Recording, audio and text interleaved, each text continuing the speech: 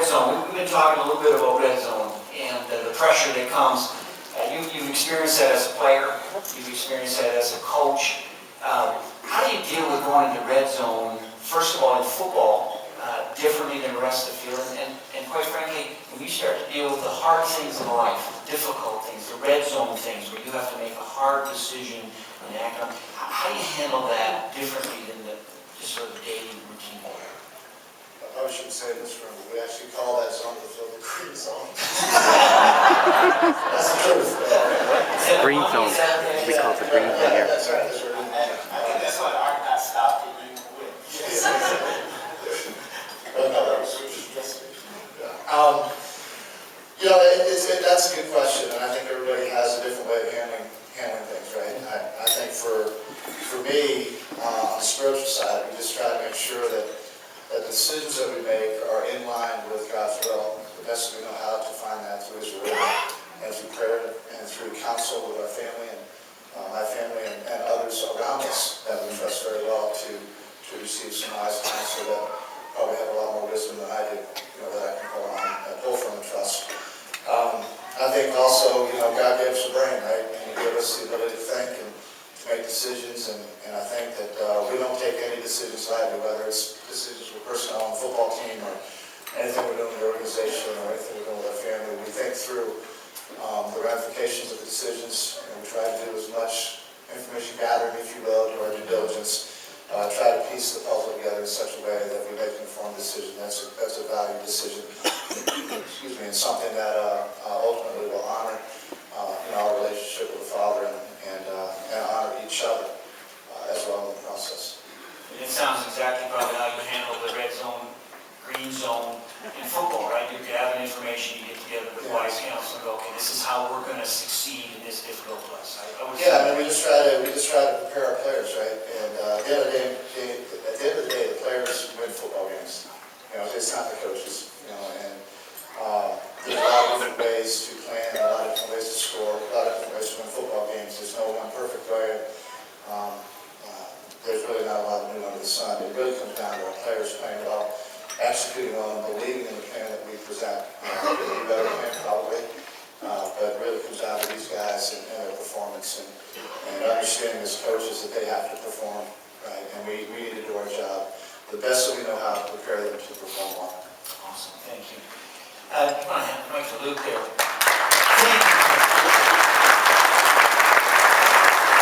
So, we didn't talk about your dad yet, but you got a fairly famous dad. Steve Tasker, I don't know if you guys know this, but he played in the NFL for 13 years. All-Star 7 years? Yeah, 7 Pro Bowls, yeah. So no pressure on you to be a football guy, right? Does it ever feel like for you that this was sort of inevitable? You grew up in a house with that much football and a father who was so successful.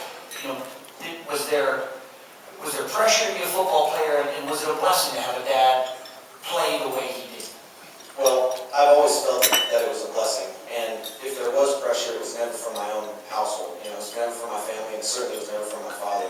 I was never told to play football, and he doesn't even tell me, he won't even give me advice unless I ask him. He's a fan of me and my siblings who played sports, and that's the extent of it. He's never said this, but I've always said this when people ask me. I think it was always conscious on his part to not be overbearing. He didn't want, because how easy it would be.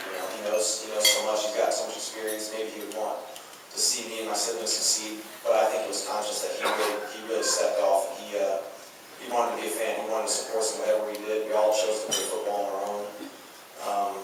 And to your point that if it was inevitable that this would happen, I don't think so. I mean, people get cut all the time, and I had to make it my own, to get here.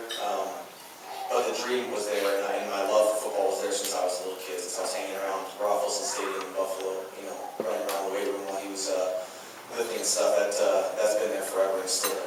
Is there an indelible childhood memory that you remember being around your dad at the stadium? Is there a couple of things you remember? Yeah, so I was 6 years old when he retired. So a lot of what I remember is just the colors, the blue and the red, and the Bills. And I was 2 weeks old at the first Super Bowl, and I was at the game. And I wish I could say I remember that. Well, I guess I shouldn't want to remember that game actually. But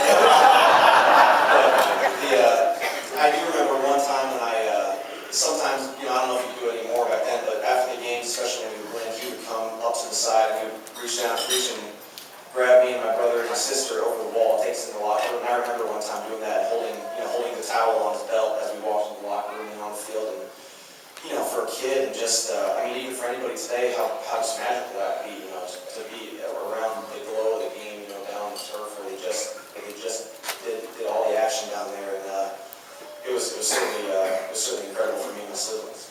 Luke Tasker.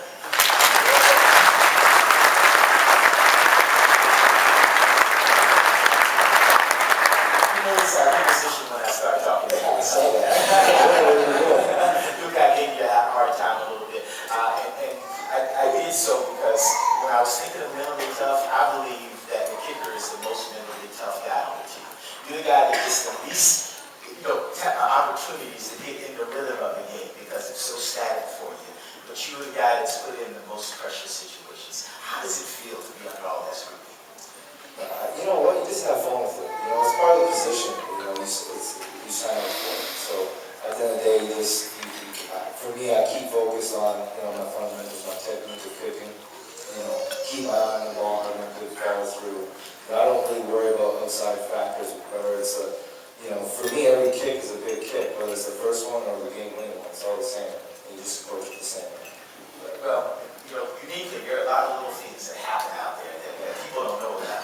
And when in 1989, when this fellow was quarterback, right, and the Riders won the Grey Cup, right, there was a final kick at the end of the game. Right? Dave Ridgway was kicking. Glenn Suter was the holder. Glenn Suter said that he told Dave Ridgway that look at this girl over there, right? And there was a girl on the sideline. He pointed at. It was a blonde girl, and she was a beautiful girl, right? And he said he did that trying to relax. Trying to take his mind off of the immensity of the moment. Are there any kind of funny little things, any kind of things that you think of that happen out there that maybe you can shed light on? You know what? Nothing. No one's ever told me to look at it. My holder is one of my good friends, Andy Andrews, and I've been with him since our first game here. And that's pretty fortunate because he always keeps me relaxed. It's like going out playing in the backyard with him. So he always keeps me relaxed. And I have great teammates. Anytime there's a big situation coming up, they would just give me a pass. Hey, you got this. Go do what you gotta do. And, that's all you can ask for. It's just having great support from your teammates and know that they have your back. And and for me, it's just I got their back and I want to deliver. Kickers truly make the difference in football games. Congratulations. Thank you.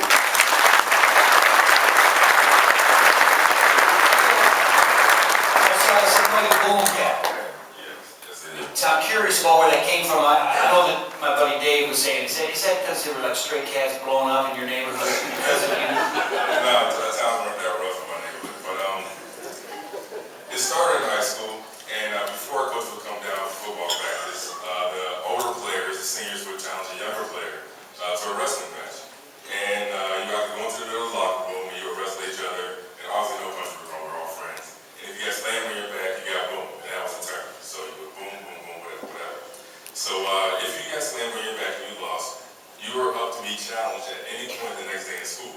So you go walking in the hallway, they'll bump into you, wrestling match, you're going to get boom again, you're out the next day. So that's essentially what happened. I was telling some teammates in college staff, two of my fellow DBs, I was a defensive back then, and they were both from Nigeria, and they had very thick accents. So I was like, yeah, I was telling the young guy, I was telling him his back, oh, boom, I was like, boom cats, it's the boom cats. And he's like, oh, so you boom a cat? I was like, no, I would challenge him, I go to the middle, we would wrestle, and I would boom. And he's like, oh, so you boom a cat? And he like ran off into the wrestling. This is boom a cat, this is boom a cat. It kind of just took a life of its own, and I finally started to play football, and a more physical brand of football, just kind of stuck with it. Speaking of physical type of football, I know that Frank Gifford once said, pro football is like nuclear warfare. There's no winners, only survivors. I know you faced injury in your life. So when you get injured, does it affect your self-worth, and how do you go about dealing with injuries when you're faced with that obstacle? Well, it doesn't really challenge my self-worth because I know I made right to them. So that wasn't really in question. But it was just a frustration in trying to figure out, okay, I know what I want, I know what I need, which is healing right now. How do I make that manifest?